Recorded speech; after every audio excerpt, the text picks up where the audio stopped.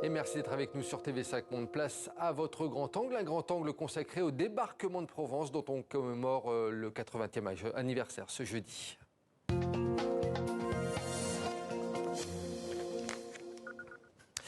Et pour en parler avec nous, l'un des plus fins connaisseurs de cet épisode de la Seconde Guerre mondiale. Bonsoir Frédéric Guelton. Vous êtes historien et ancien colonel de l'armée française. Vous êtes également l'auteur du livre Le débarquement et la libération de Provence. C'est sorti aux éditions Glénat. Merci d'être avec nous dans ce 64 minutes, Frédéric Guelton. Alors pour nos téléspectateurs qui ne connaissent peut-être pas spécialement cette page de l'histoire de France, rappelez-nous en quelques mots ce qu'est le débarquement de Provence, cette opération militaire des troupes alliées démarrée donc le 15 août 1944. En quelques mots, le débarquement de Provence est le pendant méditerranéen du débarquement de Normandie. Il s'agit, dans l'esprit des Américains, de prendre en tenaille à l'échelle de tout le territoire français les armées allemandes qui s'y trouvent, afin soit de les écraser, soit de les chasser du territoire français. Donc le débarquement de Provence est étroitement lié au débarquement de Normandie. C'est une erreur de dissocier ces deux débarquements. L'un et l'autre sont les deux moments d'un seul grand débarquement définitif à l'échelle européenne. Ils auraient dû se passer au même moment, ces deux débarquements, initialement ou pas ? Initialement, tout a été envisagé. La Provence avant la Normandie, les deux en même temps, la Normandie avant la Provence. Pourquoi est-ce qu'ils se sont déroulés dans cet ordre? D'abord parce que les Britanniques étaient assez récalcitrants à ce débarquement en Provence, donc ils ont freiné autant qu'ils ont pu, mais les Américains ont imposé leur volonté et ils se sont déroulés l'un après l'autre parce que pour débarquer, il faut des milliers de bateaux et qu'il n'y en avait pas suffisamment pour faire deux débarquements simultanément. Donc le premier, le prioritaire, qui initialement s'appelait le marteau Sledgehammer, a été celui de Normandie, et le second, qui s'appelait initialement Anvil, l'enclume, a été celui de Provence, le marteau et l'enclume. Frédéric Guelton, pourquoi est-ce que ce chapitre de la Seconde Guerre mondiale, ce débarquement de Provence, est moins connu justement que celui de Normandie? Comment ça se fait? Moi, j'y vois trois raisons. La première, qui est paradoxale, c'est que c'est une très belle victoire avec relativement, à l'échelle de la Deuxième Guerre mondiale, peu de morts. Donc c'est moins impressionnant parce qu'on meurt moins en Provence qu'en Normandie. La deuxième raison, à mon sens, c'est tout simplement que en 1962, lorsque le film Le jour le plus long est sorti, il a complètement occupé l'espace mémoriel de la Deuxième Guerre mondiale pour la reconquête de l'Europe continentale par les Alliés. Et le troisième, qui est très, très surprenant, mais à mon sens aussi très important, eh bien tout simplement, le 15 août se situe, en termes de mémoire, depuis 80 ans, au milieu des vacances d'été des Français. Donc commémorer en Provence, quelque part autour de Saint-Tropez, Cavalère, Ramatuelle, le 15 août, c'est difficile. Ça fait plusieurs raisons et elles sont toutes les trois très intéressantes. Frédéric Guelton, je voudrais revenir sur celle que vous nous donniez par rapport au cinéma. Elle est assez étonnante, cette raison.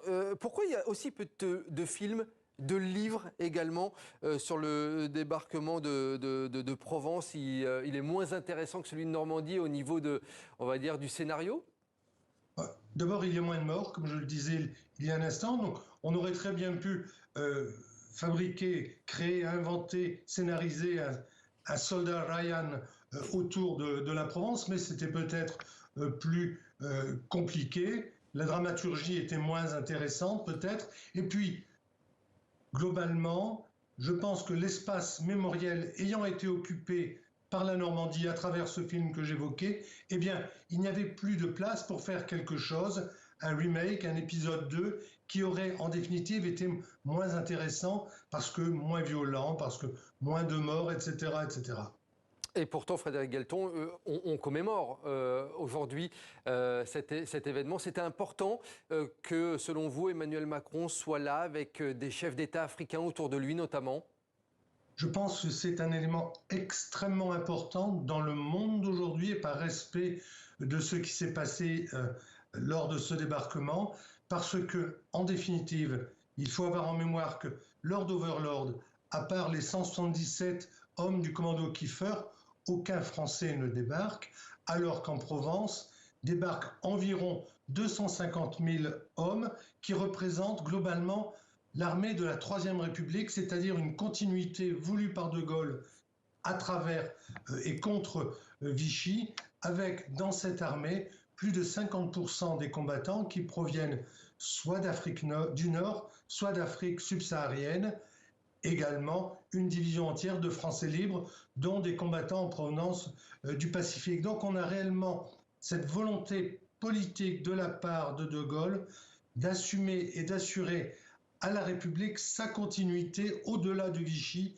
symboliquement à travers cette armée qui débarque en Provence. Et on va le voir dans un instant.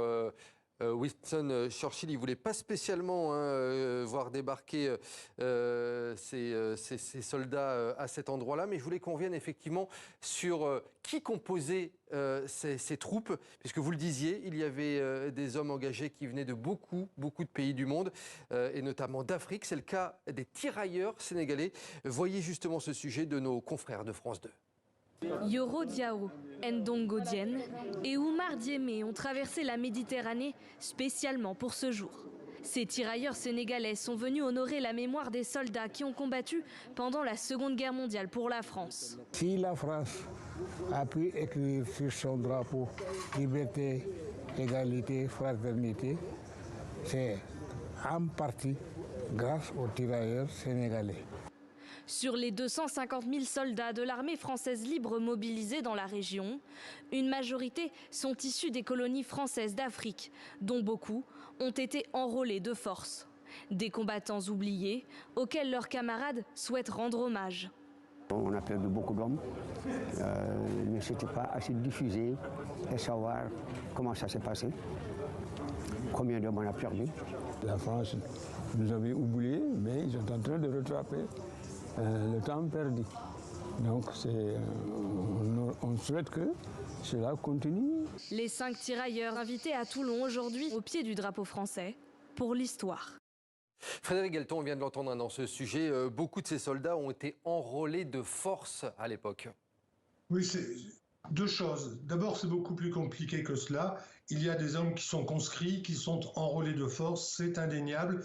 Il y a aussi des volontaires, il y a des hommes qui s'engagent. On a des témoignages parce qu'un oncle s'est déjà engagé dans la guerre précédente, donc on veut à 20 ans s'engager dans la guerre suivante. Là, on a une photo de la Première Guerre mondiale, vous voyez, on parle de Verdun, etc. Donc il y a une multitude de raisons qui font qu'un homme rejoint la guerre, depuis l'adhésion jusqu'à la contrainte. Les deux existent. Ce qu'il faut dire en revanche, et c'est très important, c'est que la Troisième République, lorsqu'elle crée ce qu'on appelle génériquement les tirailleurs sénégalais, dans une volonté de simplification outrancière, dirait-on aujourd'hui, il faut voir que ce sont des hommes, des combattants qui proviennent de ce que les Français appellent sous la Troisième République l'Afrique équatoriale française et l'Afrique occidentale française. Et par simplification, on les appelle tous sénégalais, mais il y a, comme on l'a vu lors des cérémonies officielles de ce matin, des représentants de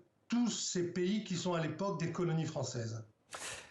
Frédéric Guelton, concernant ce débarquement de Provence, la décision, on peut le dire, elle a été tumultueuse, ce débarquement. Il a été décidé contre l'avis de Winston Churchill, qui voulait lui débarquer dans les Balkans ou en Italie. Finalement, le général de Gaulle, il a voulu faire ce débarquement en France. Pourquoi ? Le général de Gaulle avait un double objectif au minimum. Un objectif politique clair. Pour de Gaulle, l'armée est un outil de sa politique. Il crée en juin 1944 le gouvernement provisoire de la République française. Donc il recrée l'État, il assure la continuité de l'État, d'une part, et d'autre part, il veut laver l'affront de la défaite de 1940 que lui-même avait subi dans les combats de mai et juin 1940. Donc c'est vraiment l'armée française, composée, comme cela a été dit, de façon très globale de tous les ressortissants de l'Empire, qui va assurer non pas seulement la libération du territoire français, mais le retour de la France victorieuse dans la guerre comme cela a été très bien dit quelques années après la guerre par Gaston Monnerville, lorsqu'il était, je ne sais plus s'il était à ce moment-là président du Sénat ou président du Conseil, lorsqu'il dit que sans son empire, la France aurait été un pays libéré,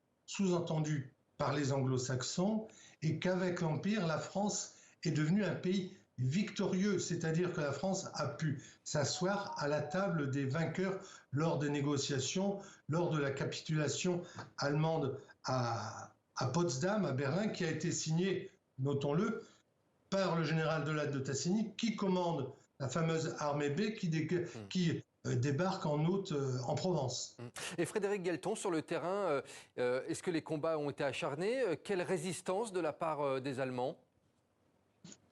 La question est toujours complexe parce que pour le combattant individuel, pour le groupe de combat, pour les 10 hommes ou les 30 hommes qui forment une section, la guerre est toujours un acte totalement violent. Donc, sur l'ensemble de la bataille, les combats ont été moins violents qu'en Normandie. Donc la bataille a été plus facilement gagnée. Globalement, les Alliés, les Français et les Américains ont pris presque un mois d'avance sur leur planification au cours du fil des semaines qui vont s'écouler. Mais pour les combattants qui vont se battre en direction de Hyères, puis de Toulon, puis de Marseille, qui vont se battre à Montélimar et remonter jusqu'à Lyon et en direction de Dijon, puis des Vosges, les combattants sont individuellement violents. À la guerre, ce sont des individus qui se battent et qui meurent dans une guerre qui est toujours individuellement totale. Et on le voit sur ces images, elle a été totale, cette guerre, cet épisode. Il a été à la fois sur terre, sur mer, dans les airs. Oui, si vous voulez, un des moments importants de cette bataille, on pourrait en citer plusieurs, c'est que les Américains ont appris de tous les débarquements auxquels ils ont participé depuis le débarquement de l'opération Torche en 1942 en Afrique du Nord et qu'ils ont réalisé dans les airs, sur mer et sur terre, le meilleur et le plus efficace de tous les débarquements de la Deuxième Guerre mondiale. Ils ont commencé par encager, c'est un terme militaire, le champ de bataille, c'est-à-dire que des Pyrénées jusqu'à Gênes, les bombardiers américains ont détruit toutes les voies ferrées, tous les ponts, tous les axes routiers, de façon à ce que les Allemands, qui savaient que le débarquement allait avoir lieu, ne puissent pas identifier l'endroit où il aurait lieu.